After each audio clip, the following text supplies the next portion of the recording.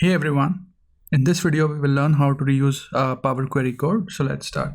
So I've got this set of tables on the right which I've already got, and I've got them from a SQL Server instance. So if I click on transform data, you can see it's very simple mQuery code, but even if it's complex, the base premise remains the same. You're still able to share it, so we'll learn how to do it. So you can see I'm just getting the data from these tables, not doing much here. But even if you've got complicated Power Query logic, you can still share that.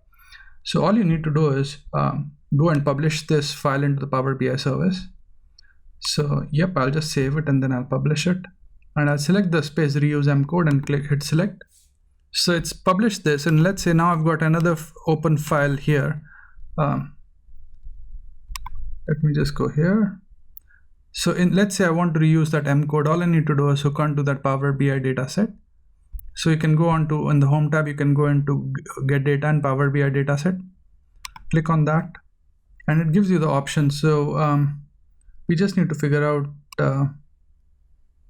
so we'll just look for our workspace reuse M code. So I'll just select that and hit create. So it will connect to that dataset with all its Power Query code.